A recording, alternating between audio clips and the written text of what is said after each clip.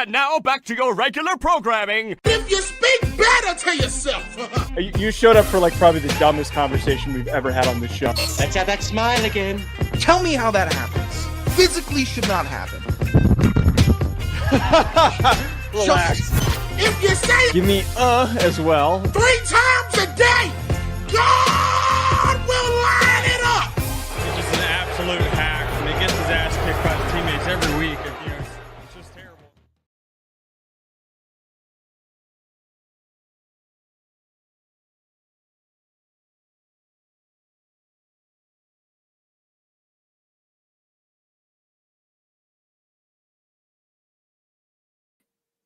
Go ahead again.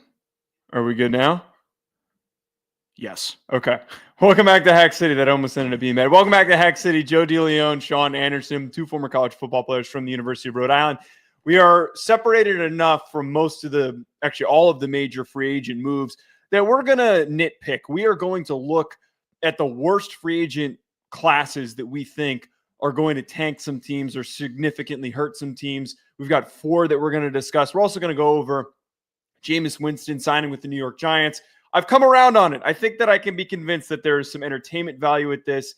Thoughts on that coming up, as well as a breakdown of our good friend Ashton Hall. I wouldn't call him friend, but the media sensation. We're going to do a little bit of a film breakdown of his morning routine video and his huddle highlights that we found from 2013 when he was a recruit and played for Alcorn State. Sean, before we get there, can you share with our listeners a quick word from BetOnline? I'd love to. If you were one of the many that thought that they were going to retire early following betting on underdogs throughout March Madness, through the, what do you got cracking open over there, pal?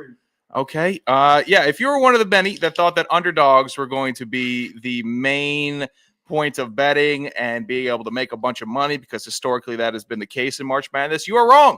It has been a favorites bracket so far, and I hope that you've been placing your wagers at BetOnline. Okay? You know what? I have had such a bloody weekend that I'm refusing to. You're just a sick puppy. I am refusing to check back in until This Monday. isn't very good. It's not? No. The Saratoga sparkling water is not that good? It must be an acquired taste. I got the still. Try it. You got the still one? Okay, goodness gracious. Well,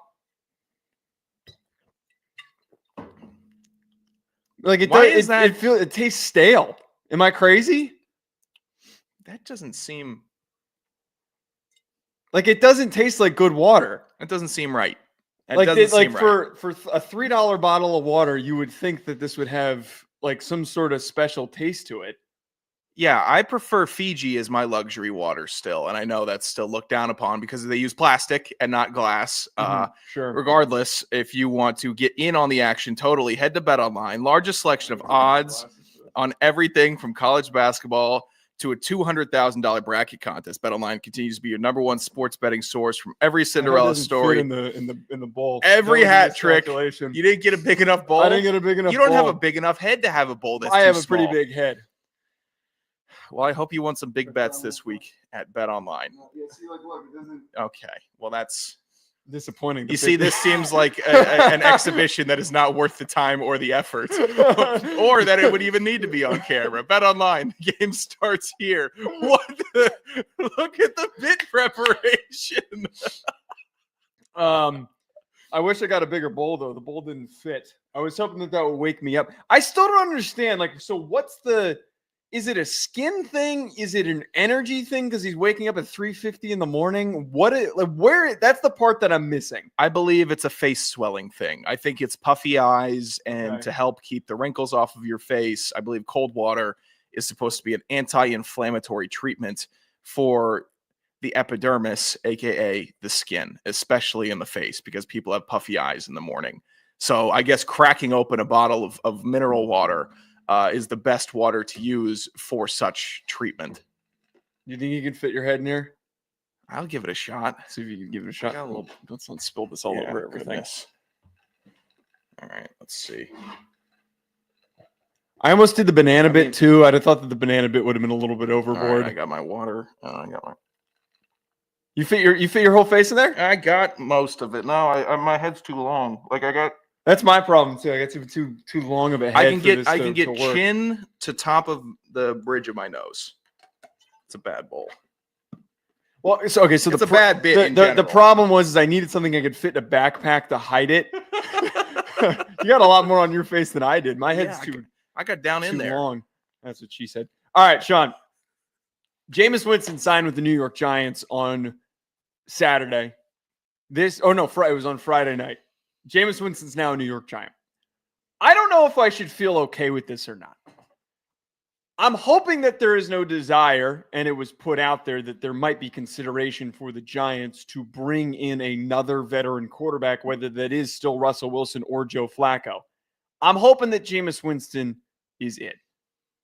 The thought of Jameis Winston as the starting quarterback for the Giants next year, I've come around on it. If this team is going to stink, and if this team is going to be meaningless, and they're not going to have a shot to draft a quarterback this year, I'd at least like for them to be entertaining.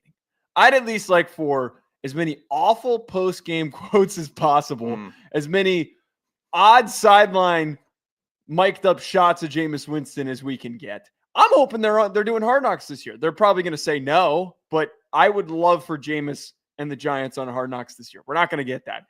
They're going to be awful. It's plain and simple. I'm happy with this because this is the most entertaining outcome instead of timid ass Russell Wilson dropping back and throwing for 190 yards every single game. Why are you running for the hills already? The draft hasn't even occurred yet. You don't know who they're going to surround Jameis. You don't know who they're going to surround Jameis with. You don't know if they're going to give him a great squad to work around. You think that there's going to be some sort of?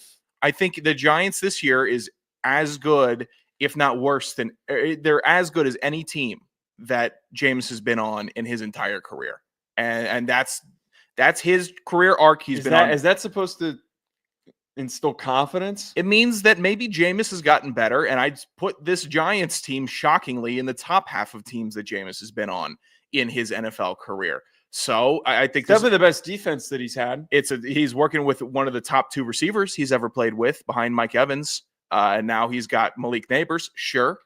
When he was really kicking and churning in Tampa Bay, he did 30 touchdowns in a year. He did.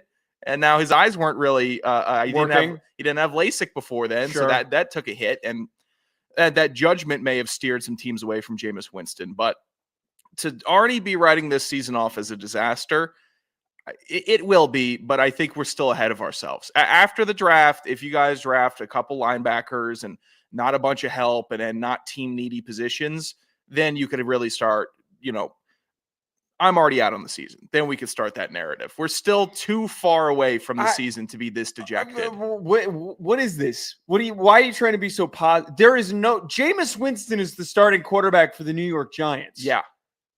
This is still better than Daniel Jones. Yes. Because at least his mistakes are entertaining. Daniel Jones's are just straight up frustrating. I'd say his were they were entertaining for me.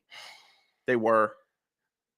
I also think that there's a little bit of a natural playmaking ability for Jameis. It's just the problem is that there's a natural negative playmaking ability with him. You have the coaching staff that maybe could. Oh no, you don't. You really don't. You got a bunch of bad coaches. We don't have a bunch of bad coaches. What are you putting that on us for? You guys don't win, and that goes directly to the coaches. So here's the thing.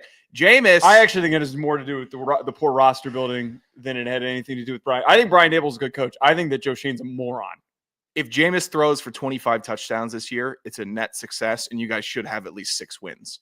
Wait, but that's the problem, though. Wait, hold on. That's not what we're rooting for. 6 wins is not a good. That's not a good season for the Giants. 6 wins is the same mediocrity that the Giants have been toiling with for the past decade. Yeah, is they hover around. They get 6 wins.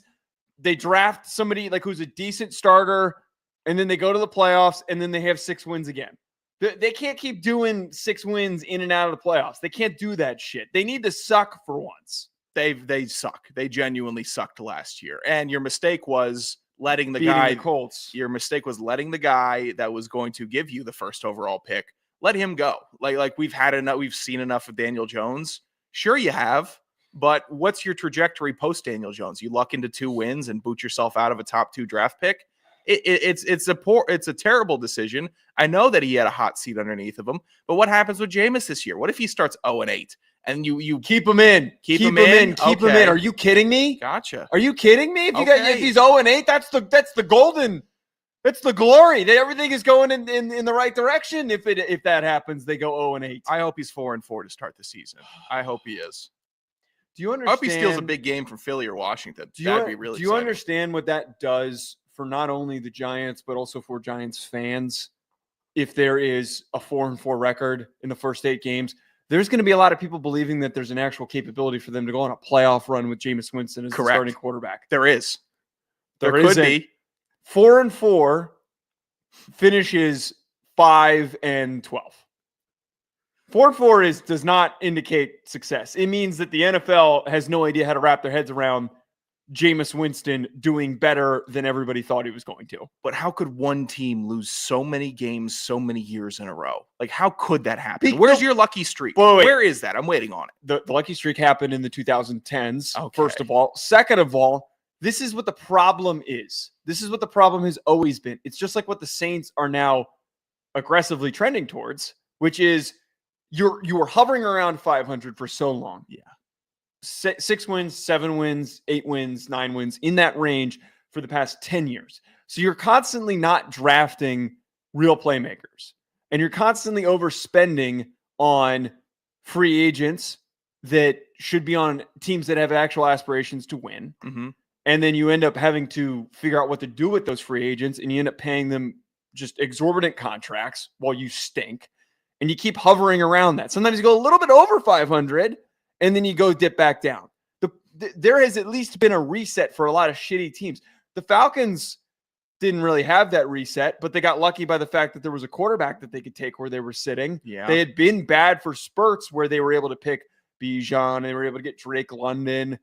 Giants haven't been in that position consistently. Well, that was making do with picks in the middle of the first round. That's what you have to do. You have to be able to win that. And you won it with Malik Neighbors. And I think now pairing him with Jameis Winston, someone who will throw him the ball 15 times a game, that's the game plan.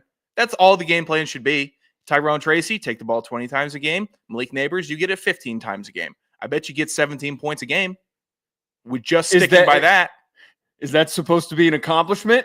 For the Giants, it would be. Look, I already said this. Signing Jameis Winston is step 1 in the roster rebuilding plan.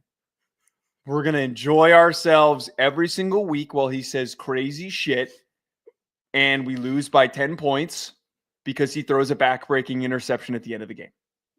And then we just got to draft Travis Hunter or Abdul Carter, and it's just one step forward in the right direction. I'm trying to put together the amount of step ones that you all have had. There hasn't been a step 1, though. We've been starting at step 5 every single time. Back when Dave Gettleman said, we're going to try and win while we're rebuilding. That's exactly what that is. Well, that's tough to do. That's very hard to do. Philly had a 2-year rebuild, and they kind of won while they were rebuilding, and then they officially rebuilt, and they went to Super Bowls. So that is an anomaly. Yes. It's an anomaly. Yes. So the jackassery, I love it. And also, I love Jameis. How can I said I was a Stephon Diggs apologist last show. I will say I'm a Jameis Winston apologist. I don't mind Jameis. I don't mind Jameis Winston. Like, I seriously have no issue with him. I think that I loved him when he came into the league. I always rooted for him. He is a very hilarious personality. But just like to pull back for a second, like, it's pretty embarrassing that this is where the Giants are. That was their best option. You've had a lot of time. You've had a lot of time to try to figure this out over many years to try to figure out what the right protocol would be.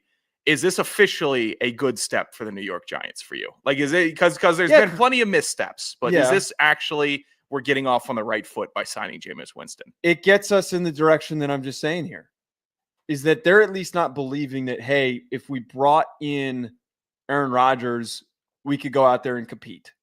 And I think that there were some Giants fans that actually I've seen posts from those fan accounts with big followings that post like, oh, this is the future, that we're posting Devontae Adams and Aaron Rodgers, acting like it was going to be some prolific combination that was going to take the Giants defense to the playoffs, basically.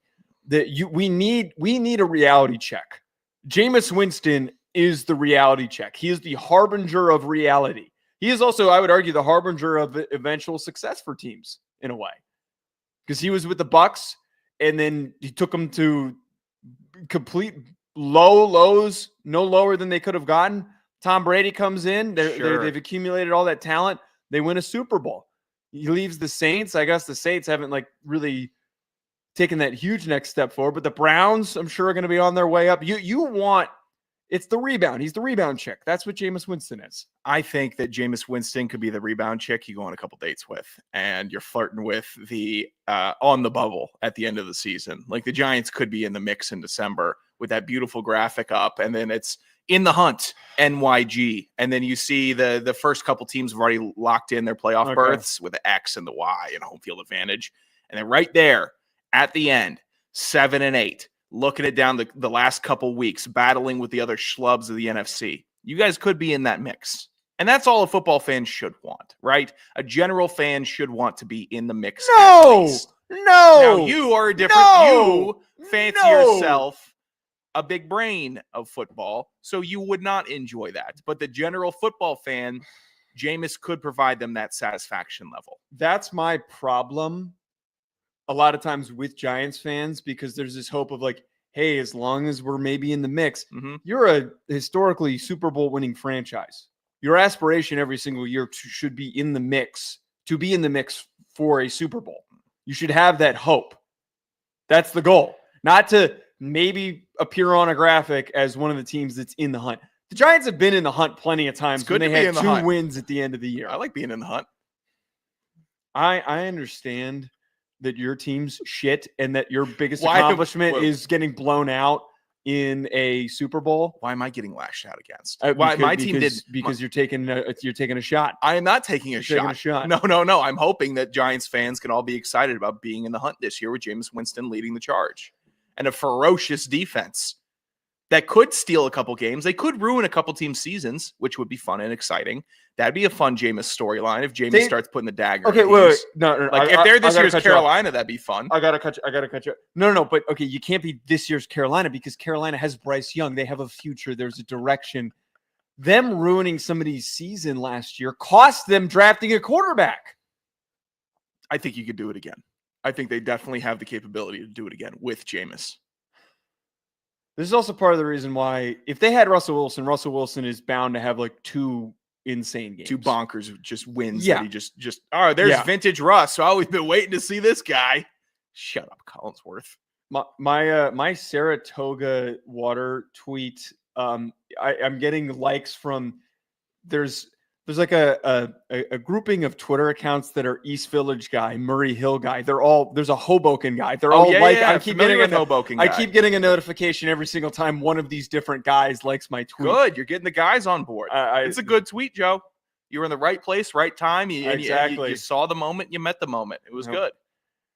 Thankfully, the Giants are not one of the teams that I think were the biggest losers in free agency. There have been bigger dunces in free agency this year than the Giants. Teams that were trying to compete, teams that were trying to get back into actual playoff contention that have their franchise quarterbacks.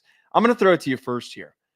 The team that you think had the worst free agency out of any in the NFL, who is it? Yeah, so obviously we trash Dallas for their ineptitudes. We like to go down that path. I'm going to go with a team that just didn't do enough for their situation. That's the Green Bay Packers. If I'm a Packers fan, I'm pretty pissed at what the front office did not do this free agency. You add Nate Hobbs, who has been an up and down corner for the Raiders. Mecole Hardman, you ever heard that guy before? Sure. Journeyman, Chiefs legend, but he's a Chiefs legend. Hasn't made it work. Could you leave mine on warm, please? I cannot be washed out. Okay. I'm battling with the backlight. Okay. And then they add Aaron Banks, a guard. I'm not going to knock adding interior offensive line help.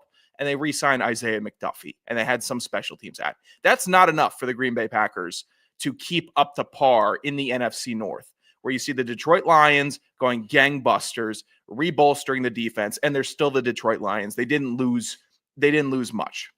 The Chicago Bears made great strides in that division this offseason. They're going to have a really up-and-coming team this year. Maybe they still fall flat, but they made massive strides in year 2 for Caleb Williams in that project. And then the Minnesota Vikings, quarterback saga aside, improved their team even without Sam Darnold, who even if I think they're going to end up as a big mess with J.J. McCarthy, they had made strides to put themselves in a better position in the division. Green Bay got booted early in the playoffs and said, that's good enough for us. Well, I guess hopefully everyone just develops as they're supposed to do. We don't need any more help. Yes, you do.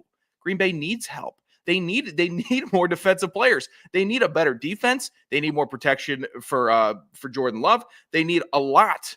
And the wide receiver core, very young, very raw wide receiver core. Is this another year that we're going to hear that same story about Romeo Doubs, Dontavian Wicks, and that whole cast of, gosh, yeah, they're just still so young. We're waiting for them to break out. Maybe add a vet wide receiver, not Mecole Hardman, that can be an impact guy on the outside and not just a young cast of wide receivers who one at a time could pop off, but it's not really a big cohesive unit. The Packers did not do nearly enough this offseason for what they could do. The biggest part with me is what you just said, is that they had an opportunity. DK Metcalf was on the board. Sure. There was an opportunity to trade for DK Metcalf. I'm sure that Packers fans are going to say, like, oh, he wasn't even really an option. But the whole talking point that we keep hearing about the Packers is how you've got this really diverse running or receiving room. You've got this really diverse group of receivers, which I think is one of the best groups in the NFL. It's pretty good because of the different play styles of all these guys. But the problem is you got a bunch of secondary options. You don't have an alpha dog in the room. And that's what you even got players on the Packers saying that they don't have an alpha. They don't have a number one receiver that they can turn to in any situation that the game plan could be built around. You need that guy. DK Metcalf was the best option that you could have had. I would have traded my first round pick this year. I absolutely would have. I know that the capital that the Steelers sent was a lot less than that, right, but I would have done it. I would have been aggressive. The overall, they were big spenders last year, so I kind of understand that you can't constantly be big spenders, but when you have all the other teams in your division being aggressive this year to compete this year, especially a Bears team that was out of the mix, especially a Vikings team that had all this money to spend and is setting themselves up to succeed with a young quarterback, all of that stuff, you now have to go to battle with all three of these teams, including the Lions, every single week. And you didn't really bolster your squad. They need to hit a home run in the draft. They typically draft very, very well. That is where I'm hoping, if I'm a Packers fan, where this is fixed a little bit. It's just a massive gauntlet that they're going to have to deal with. And you cannot get left in the dust if your division is continuously improving. And you also don't want to become the Philadelphia 76ers, which it's tons of potential every year. Players that bounced in the first round. And the 76ers stay in the green. They sell jerseys. They make the playoffs. They get their playoff bonuses. But what do they do after that? Not much. And Green Bay starting to teeter with that because Jordan Love isn't a good enough quarterback to will them past that round on his own accord. I don't believe so. My team that I thought had the worst, and this is like the no-brainer. I stole this one really quickly. The Houston Texans had the worst offseason out of any team. They have been back-to-back years in a strong spot to go from being the scrappy, young, interesting team with C.J. Stroud and Will Anderson and Danielle Hunter, who they brought in, and Nico Collins and Tank Dell when he's healthy. You got this team that, like, wow, they got this great young core. They could be one of the best in the NFL. They could go on to compete for Super Bowls. Right. It felt like last year they jumped the gun a little too quickly by going all in. And by going all in, it set themselves up for this weird, awkward position where all the moves that they made this offseason, it feels like it was all a net zero. And if anything, I think they went backwards. They traded away Laramie Tunsil, which we complained about. We thought that was stupid. C.J. Stroud was one of the most pressured quarterbacks in the NFL last year, and you take away his best offensive lineman.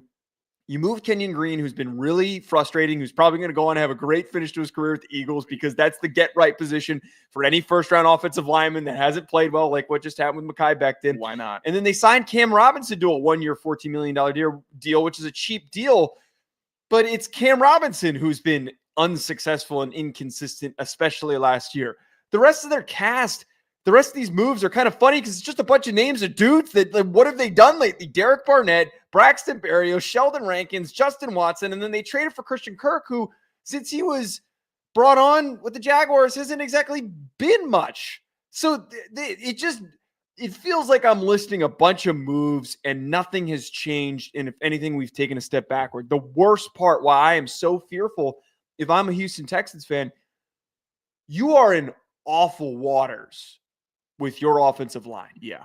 In a position in which you have to hit a home run with a guy who's ready to start right away on your offensive line in the draft. And if you don't get that, you could be screwed. We could be going backwards, and we could be in the same exact footing as they were this past season, where CJ Stroud couldn't play to his potential because he was getting hit so much. It's incredibly frustrating because the Texans could have 6 cakewalk wins this year. They should be the class of the AFC South, and they still are. They will win the AFC South this season, and it'll be fine. Texans are in the playoffs. CJ Stroud, welcome to the promo. We're all excited, but it's not going to be the same because they should be pulling away from everybody. They're going to spend this year in fourth quarter brutal games versus the Colts. They're going to have a crazy one versus the Titans, just because they didn't do enough, and they did regress. And all these Texans fans are trying to post film on Laremy Tunsil to dunk on him and say, "Oh, he's paper tiger. The end is coming. We got ahead of it." No. He's still at that point your best offensive lineman. Getting rid of him makes 0 sense to me. It just doesn't. It will not compute. He's going to go to the Commanders. Maybe he gives up 2 sacks on the year. It's going to be better than a lot of other left tackles in the league throughout their season. Having that, I bet he has a better pass protection rate than whatever left tackle is protecting CJ Stroud's backside this upcoming year. They could have made it super easy for themselves. They're making it harder for themselves and adding just a bunch of guys to come fill spots instead of impact players, retaining or signing them. It's going to be a 10-win Texans team, obviously pre-draft speculation, but it's going to be a 10-win Texans team that could have made a lot of noise, but we're kind of burying another year of Stroud on his rookie contract. For what? Is next year, the year after this year, going to be the big setup where we're all ready to go and we're gearing up for Stroud's 4th year in the league, where he's done impeccable things but can't get right because his team can't get right? It's going to become an old story real quick. And if he's got a head on his shoulders and sees that this is how they maneuver around him, maybe I'm not taking that Burrow deal. Maybe I'm not staying here, and I will move, and I will hit free agency and become some other team's dream that's just been in waiting. He'll probably end up staying, but I mean, like, it's always worth considering, like, hey, does a guy, it would be a unique circumstance to point out that, like, if you're Stroud and you're getting hit as much as he is, he might actually be able to put up a stink of, like, hey, if you guys aren't going to be better about building this offensive line, yeah, I'm not sticking around for this. Again, probably not going to happen. Just like we saw this year, Joe Burrow strong-armed the Bengals into spending way more money on keeping T. Higgins than they probably would have ever done. Ryan pointed out the track record for teams that are involved heavily in free agency isn't strong, and that's a really good point. And I tend to, just because a team was really aggressive does not mean that they're an automatic winner. And that was why I didn't want to do winners on the show. Like, I don't even think that I even want to address free agency winners, because it's kind of nonsense to even pitch of, like, who had the best. It's easy just to go with whoever spent the most money, and that never ends up panning out. Right. Losers to me is very unique because it's who let a lot of their best players leave, who traded away guys that were key and important, and who didn't do enough to just address the biggest need. That's how I always picture free agency. What is your biggest problem, and how do you fix it? Don't spend money at every single position, because if you go around doing that, then you tie yourself up to a bunch of long-term contracts that are going to screw you over. And then you also don't give yourself much flexibility for keeping and retaining the best draft picks that you've had. Usually if you have to spend a lot of money in free agency, it's because you did not do a good enough of a job drafting. Right. But if you don't go and spend money on the biggest name available or trading for the biggest name available at a key position, like for the Texans circumstance, they should have kept Laremy Tunsil and they should have offered Will Fries a ton of money. That would have been my move. Trade away Kenyon Green like they did, but offer Will Fries a bunch of money and bring in Will Fries. That would have been a successful offseason. They don't need to spend any more money outside of that.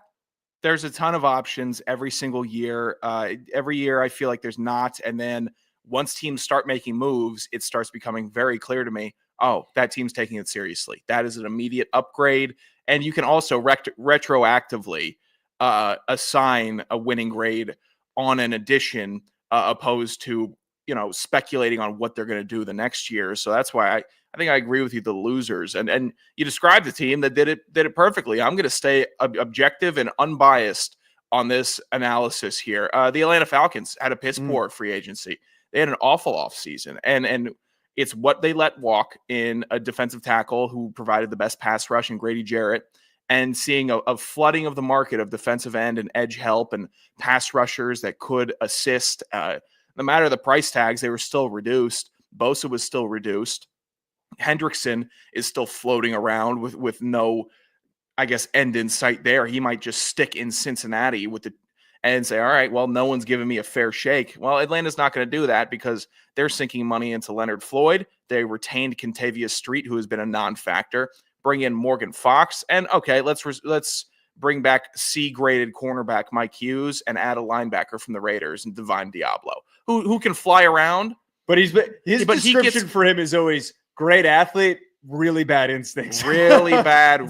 Since he was drafted, that's what everyone said about him. Trayshawn, a writer for the Falcoholic, put out some Diablo tape, and he gets caught in the wash on running plays so often. It's concerning, and it's flipping me around on him a good amount. This team did not improve on the defensive side one bit, and that is going to be the story of this Atlanta team in the new age, where the offense has tons of potential and talent and key star players that are drafted in the first round that you've seen glimpses of their success and what they can be, but that never matters in the NFL if the defense is giving up seven a go, or if it's a bend don't break defense, they're giving up three points a drive. You're going to get beat. You will continuously get beat without legitimately addressing the defense. The Falcons didn't do that. They're going to be in rough waters again and will likely get busted up by Tampa Bay in the NFC South again because they take their team building very seriously. Atlanta likes a name that you know of and some guys that you hope they can fill the spots. And that does not work when you're going up against a titan of team and roster construction like Tampa Bay. Awful offseason for Atlanta.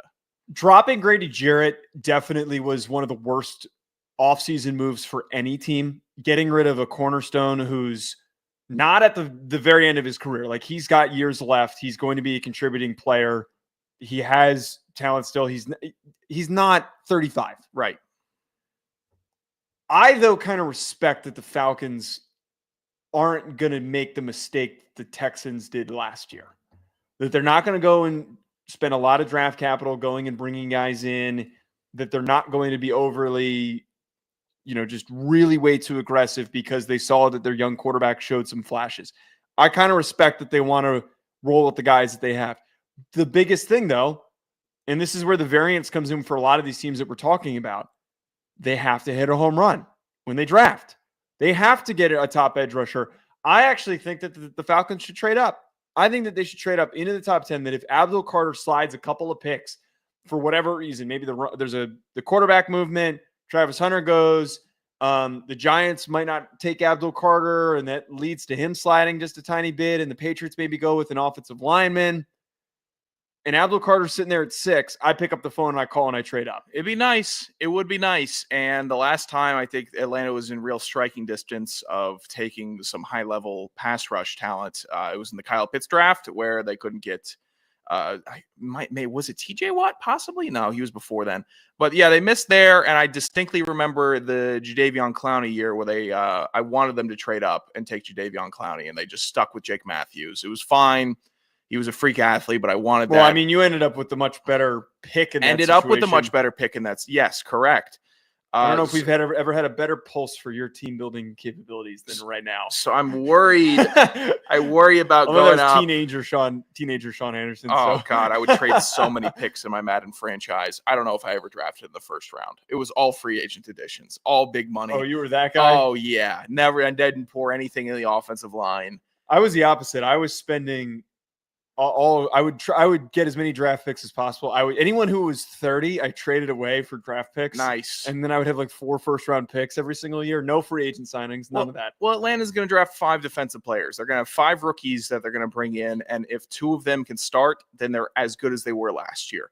And if you get 3 guys that can actually make impacts, then maybe they improve. But it puts too much weight on the shoulders of a bunch of rookies to say, you guys are going to be the young core that comes in here and revolutionizes everything, opposed to saying, you come in, you beat this guy out, it's your spot. But he's a vet. He's a 30-year-old linebacker with 550 tackles in the league. If you can beat him out, then you're better. But if you can't, then you're going to sit and wait, and you just won't make it. If you're coming in structureless, then what's the baseline comparison of success on the field that you have if we're just throwing a bunch of rookies into the mix? Like it seems like a serious application of the draft that they're trying to do, and they know that the defense is a problem, but I don't think the structure is right. I don't think they have enough guys on the defense to groom these dudes into the NFL and become impact starters. Last team I want to get to that had an awful offseason. The Indianapolis Colts completely swung and missed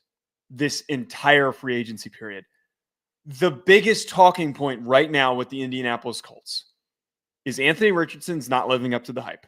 I still have faith in him. I think that just like Bryce Young turned things around, you just got to give it some patience, okay? They made the playoffs without him 2 years ago, and we all had this expectation that they were going to get to the playoffs this year, and that was unrealistic. The biggest issue with Anthony Richardson is that he's not being effectively protected. He looks very flustered, and the way that you help a young, flustered quarterback that doesn't have a lot of experience underneath his belt is you give him as much protection as possible. And they have done an awesome job in the history of Ballard's time there of building great offensive lines. Quentin Nelson was a great pick. Braden Smith's been a great pick. Like, they have had quality offensive line play. But for them this offseason, to let Ryan Kelly, who was once a first-round pick, who maybe he hasn't played as great as he has in the past, to let him walk your starting center. Concerning. To let Will Fries, who was a gem that you got, who was a UDFA from Penn State, or maybe he was a late-round pick, but he wasn't a highly drafted guy, goes on to be really successful, great for your team. You let him walk. He signs a big deal with the Vikings. He is at least a high-floor starter. Would have been a steady, middle-of-the-pack starter. That's what you need from your guards. There are now multiple holes on this offensive line. I don't know who is protecting Anthony Richardson.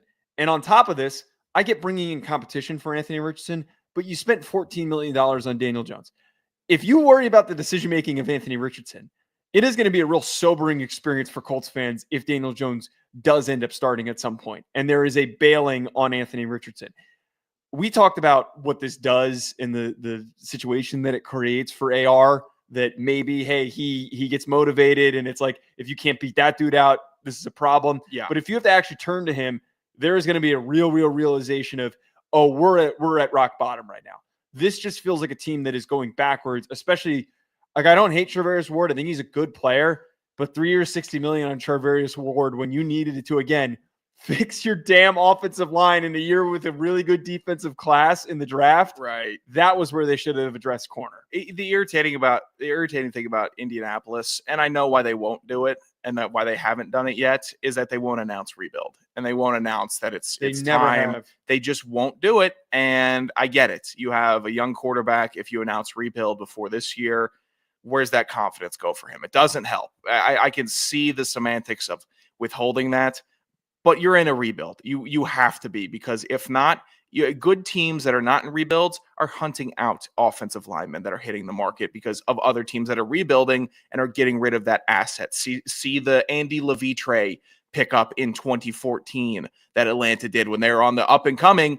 They weren't rebuilding and they needed a piece, and they got him from Tennessee, who was entering a rebuild.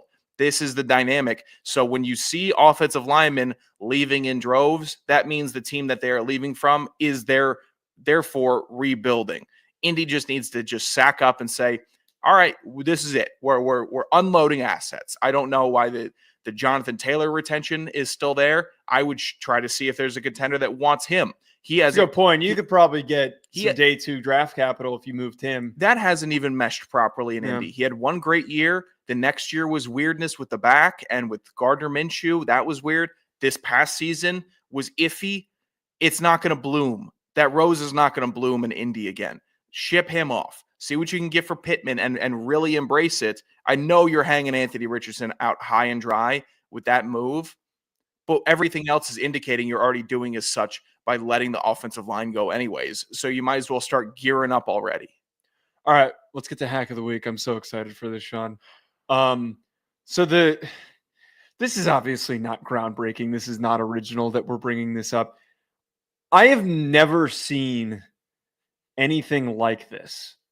Ashton Hall, who is I had been following him on Instagram a while ago. I don't even remember why I followed him. I think I just followed him because I was like following bodybuilding people just to see like what shit they were doing. Sure. And his content back then was kind of normal. It was like, hey, here's what I'm doing to work out my shoulders. Here's what I'm doing to work out my chest. Here are my splits. Here's Yeah. my macros. Right. And this is, Right. yeah. He's a former Alcorn State running back. And he has turned into one of these fitness influencers, basically into one of these grind set influencers. Some Twitter account shared his morning routine, and it is absolutely absurd. And anyone who doesn't know what we're talking about, you're living under a rock, because this has been dissected. It's been dissected over the past 24, 48 hours. It's one of the best bits that I've ever seen. It's dominating the cycle. It has been a breath of fresh air through the bloody March Madness rounds. I'm obsessed, and I don't want to be obsessed. Well, should we just get to the morning breakdown? Yeah, okay. Well, actually, can we look at his? So he was a high school recruit. He played at Alcorn State. I think he had 5 carries for 8 yards, or it was 8 carries for 5 yards. One or the other. It's not great. Mhm. Can we look at his highlights? Oh, really quick? I'd love to. Yeah, I need to get a glimpse at this. It's 5'11", 205. He's definitely bigger than 205 right now. He's kind of got like an upward. Okay, yeah. He's a straight up rusher. Yep. Take the seam. He's like a 5'7", 40 guy though. He's slow. How fast? He's not fast, right? I'm not crazy. Cut the clip there. You don't need to toss the ball to the ref. I mean, highlight. Yeah, too much celebration at the end of that clip. Get to the next clip. Okay, that's nice. Doing a little too much before the. Oh, see, he's a hard runner. He was a hard runner, but I just don't know. Oh, he's gonna get caught. If that guy behind him had any bit of speed, he was getting caught in that. Yeah, play. that's tough. He's maybe a 4'7", 40 guy at 205. 6 ain't going to college. He is not going to college for ball. All right, right up the gut. I tell you what, he runs. I don't know why he bounced that one out. He had The vision's not great. He's Trent Richardson. Oh God. He bounced. He hit a wide open lane. All right, hold on. Now he's in between the tackle. I'll bounce it out.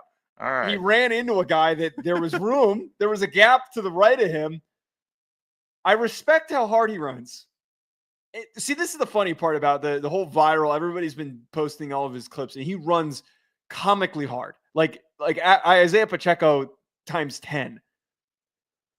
And he runs like this in his high school tape. That's fun. You know what? That's decent high school. That's decent high school tape. So one of the things that we talk about on the show a lot that I love to talk about, us being former, we both played Division I ball. I'm obsessed with the personality types of every position. Like, not most players that play particular positions fit a certain general personality type. Running backs, knowing running backs. This is what makes me disappointed about this. I wish Ashton was a satirist and he was being satirical. Yeah. I know that he is probably fuming at everybody making fun of him right now. He's because livid. every running back takes shit way too seriously. Well, he's also like the polar opposite of Sean Tucker, who takes himself seriously, but it's like, love what I did out there with the boys today. Yep. Really pleased with it. Had this many touches for this many yards. Here's my end of game recap. And it's just like very serious, but it's positive. This guy is very serious, but he's not, because you can't live this way that we're about to display and be a serious person. Like there's no way. So someone pointed out though that like he's either one of the greatest comedians that we've ever had. He would be, yes. Or he's a complete nut. And again, knowing running backs and playing with any running back from any part of the country, they all are way too serious, disturbingly so. So keep playing the clip. This is just. Let's just see how he operates in his morning routine post football. This is normal. Yes.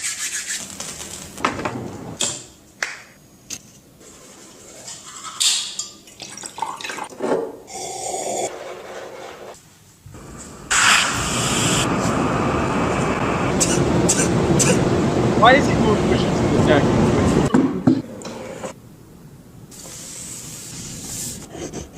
So we're going to be serious about the Lord's business.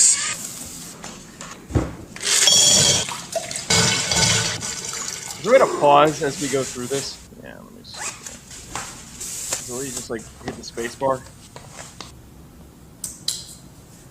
I don't know who puts on rings to go work out. Here's the thing, like the crossbody bag, because I'm going to work out, and I have to call it a crossbody bag.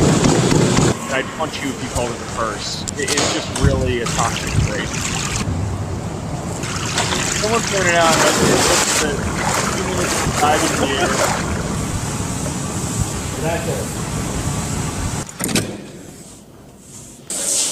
Is this hotel living? I think he's like living. He's got to be. He's in another country, but I speculated he ate that banana. So looking at it, bro, we got to go ahead and get in at least 10,000. Wait, there's no way to pause this? Thank you. And there's another, just at the end. Why not? So this is where you and I kept getting caught up on Friday night. You and I had some substances, and we were breaking this down. He dunks his face in a bottle of water before a business meeting. Yeah. So it has to be some sort of alertness thing, right? He has to be doing this to regain energy. Because who does that? I understand. I'm going into a meeting. I'm going to splash some water on my face if I really want to get alert. But then why are you doing it right at the beginning of the morning and then right before a business meeting where you're obviously meeting about gobbledygook is what the meeting portrayed to me, is that it wasn't that important given the language used. Bro, we got to get at least 10,000. What does that mean? What does that mean, Ashton? Oh, God. 10,000 what? 10,000 subscribers? 10,000 followers? 10,000 units? 10,000 what? What do you need 10,000 of? And why is it 10,000? It's such a lie that I can't even comprehend it. This is where, like, again, the sticking point that, like, I really want to figure out. What you just said, what is the 10,000? Is he's not moving stock. That's not happening. Dude. Guaranteed. But no one has ever said bro before discussing a serious, significant move with their portfolio. Okay. So that's off the table. That very clearly was not what it was. Is it some sort of inventory? Is he expecting to sell like a certain amount of piece of clothing or something? It's a fake number because it's a fake business. It has to be. There's no way that anyone's just saying 10,000 like that. We need to get at least 10,000. It's not real. It can't be real. And the way that this is, that like media, TikTok has changed media entirely, is that no one cares about the product itself. Everyone cares about looking into the life. Everyone likes seeing a day in the life because you can pick out the kitchen, you can see what they got. You get a full little shot in every cut. You get a full little glimpse into what this person's life is. And Ashton decided, I'm going to develop a ridiculous life. And that's going to make people want to look at the ridiculous life. Well, it's performative. It's very performative. I doubt he wakes up at 3:50. Adding those layers in it's really a masterpiece of modern look in the life media, which is dominating. It's all every TikTok chef has a seasoning because you're looking at their life and they have a little tagline. And this is my quirky addition to the internet. This is beyond quirky. This is truly a masterpiece. Okay, but we're not done here. He's got the Shure mic for a business meeting. That's already a red flag. Yes. Anyone who's got any real business sensibilities is talking into an iPad, and the iPad is looking up at their chin. They have no capable awareness to their surroundings when they're actually making any real moves. The head of the company is picking up on an iPhone, and he's muted for 90% of the meeting, and his camera is off. And when it comes on, it's a shot. It's an underneath shot from the chin. No, we'll get that cleared. No, Caroline will take care of that one. And then everyone just, let's have a good weekend, and then we'll get back on it Monday morning. Thanks. End of meeting. And then it just shuts back off. And also the blazer. What do you put? No one's wearing a damn blazer from a work from home meeting. You're lucky that somebody's wearing a shirt with their camera on. I'm really. If I was him and as big as him, I'd be going to every meeting shirtless. Dude, I just don't understand. And I'm not taking the bait because there's people that quote tweeted him, said, "Oh, I was like working with this guy and producing his videos," and he's like, he's so broke, it's stupid. And I'm like, well, I don't know if I'm believing that. Right, that could have been faked, but I could believe that, and most would believe that because the lifestyle. is not sustainable for someone who is just saying we need to get up to 10,000. Here's the other question that I am now asking. What is actually, we're going to look this up. The banana. What? Rubbing bananas. You're probably the 2 millionth person on to search face. this today. Well, rubbing a bit. This is Google's AI answer. While rubbing a banana peel on your face is a viral trend, there's no specific evidence that it reduces wrinkles or provides the same benefits as Botox. However, some claim it can gently exfoliate and hydrate the skin. So all of the shit that he's doing, it is obviously performative. So he's doing the ice water thing and he's doing the banana because it is some sort of skin. It's a visual cleaning grab. This is Rihanna dipping her fruit in the ocean in Barbados, and everyone thinking if I dip my fruit in the ocean in Barbados, I will have the same skin and the same face as Rihanna. You're not going to be this guy if you start drinking Saratoga bottled water. You definitely won't be. The closest you're going to be to this guy is if you wake up in the morning and work out. Like that is the only thing you should be taking out of this as a lifestyle improvement. Wake up in the morning, work out before work. No matter how silly your work may be, no matter how fake your work may be, you got to get up and do it. My only last bit before we get to the hack bag. Anyone who actually wakes up this early doesn't get anything done during the day. This has always been like the general, and I've tried to do the early morning stuff. I can't do it because I need to be up late to like actually digest and pay attention to what's happening in sports. Like you just can't do it. If you work in sports, you have to be willing to be up late. The early morning 5 a.m. shit, it's unrealistic. You're better off sleeping. You are better off sleeping and going and waking up at 7 instead of doing whatever the hell he just did before work. It's jarring, or fake work. It's fake work. I don't get the. I understand not wanting the presence of your partner possibly on a video like he has, but the indiscriminate anonymous woman handing him food on top of it and having people hand him towels and all that, it just gives off a sense of self-importance that I can't take my eyes off of, because it's everyone I think is sharing this. Who the hell does this guy think he is? Who could possibly think that they are living like this and convincing, actually, who could possibly think they could convince others that that's how they live?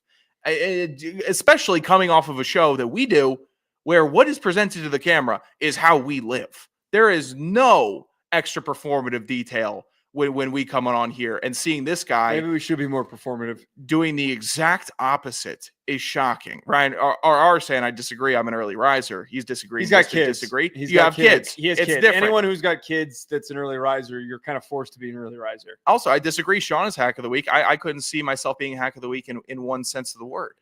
I think maybe it was how you were acting at the bar on Friday. It turned in a phenomenal performance. I was jolly. I was lively. Busted balls with everyone. It was good. Told some embarrassing stories. It was a good time. Plenty of good ones. All right, let's get to hack bag. All right. Goodness gracious. Where am I? Ashton Hall does not have kids, Ryan. Oh, well, you don't know that. The mail never stops. This is the Hack Bag. Hit us on Twitter for questions or call at 201-834-4308. All right, nice little voicemail came down the pike. Almost.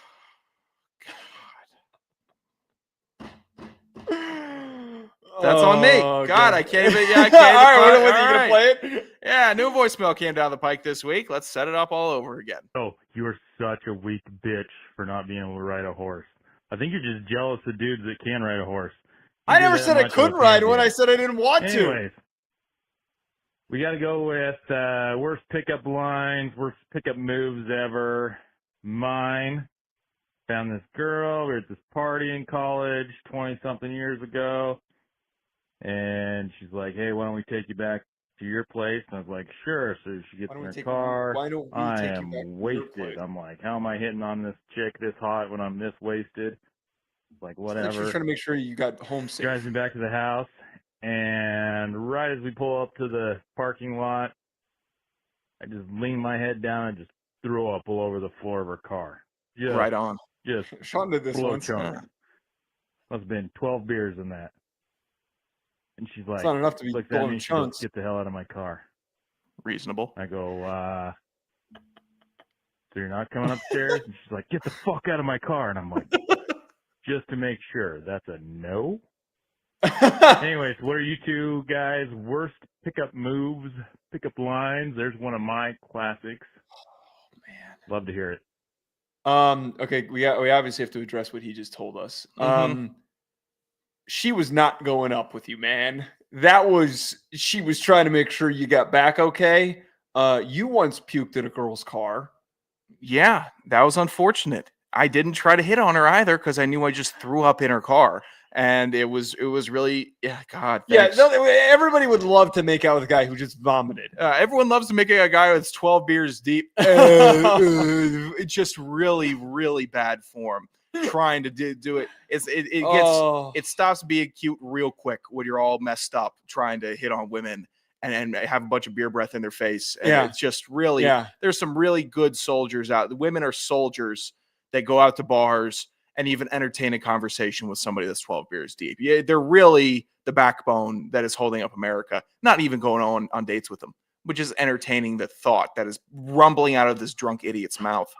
Yeah, there was no shot that this was good, especially if she was driving. Mm-hmm. The only way that there was a chance here is that, in a consensual way was drinking and was somewhat drunk. Not drunk. Okay, never mind. That's coming off wrong. It's just not working. She clearly was too sober to hook up with the really drunk guy, is my point. Right. You're not on the same level. That will never in a million years happen. No sober girl who's able to drive is thinking, hey, I'm going to hook up with this pissed drunk guy who's about to throw up in my car. I mean, it's a great story, sir. I appreciate hearing your story. What's your worst pickup? Oh, I don't know. I mean, what that thing do really does not work out well. Are you saying that out loud? I have before. Worked out once. It did. Didn't work out a lot of the times. What's the general response? What? That's all you get back? Basically like, what? One more time? Because I'm never saying it like boisterously, confidently enough for it to be. What that thing do? Wait, did you say something to me? I'm like, oh no. Hi, I like your dress. You said it just completely tanks. I don't know. What time the time that it worked? What happened? She said, oh, really? And then I worked into a more confident. I like the dress, and then it was a good one. It was a good night. But for the most part, hook up with this girl? I did. Oh shit! Oh, it was a nice. I'm worried for her. Drunken makeout in the streets of DC, which was a decent night. Too short. Dancing on the. I'm like in a wall sit dancing with this girl. This Spanish club, and she's just trying to back it up on me. I'm just sitting here like, coach, breather. I'm about to go down and catch a cramp. Oh no, I don't know, sir. If I had journaled like Ashton with every bad pickup line I've used or every bad attempt at self-deprecating humor with a woman that goes over their heads, I would have a 700-page Harry Potter book. So it just wouldn't work. It's all bad.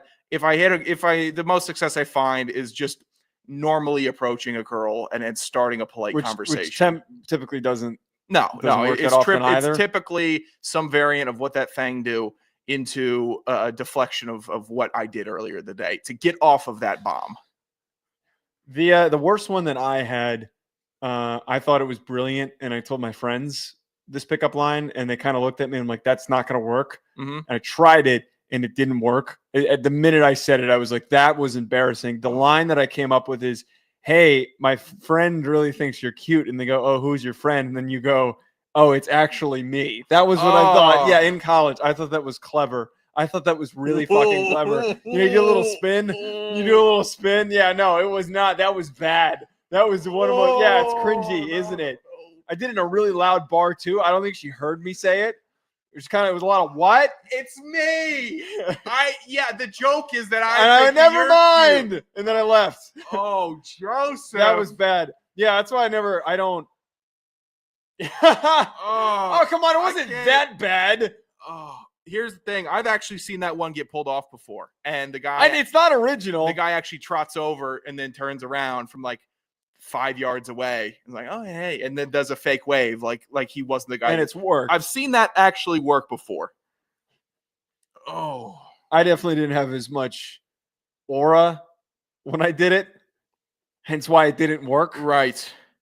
If you're a handsome Chad that is confident out at the bar, just about anything will work. If you're scrapping and playing scramble golf like I am, like Joe is, these don't work. It doesn't. Just be conversational. Not sitting here saying, oh, anything's just going to work. And you got guys that try to make these work. We have a buddy that tries to make a lot of these lines work. But he just is such a force of nature with the corniness of them that it does work. But you and I have shame. So that's never you can't have lean in. Right. If you're going to make the comments, you got to be willing to make them. You got to not care about the inevitable negative response. Exactly.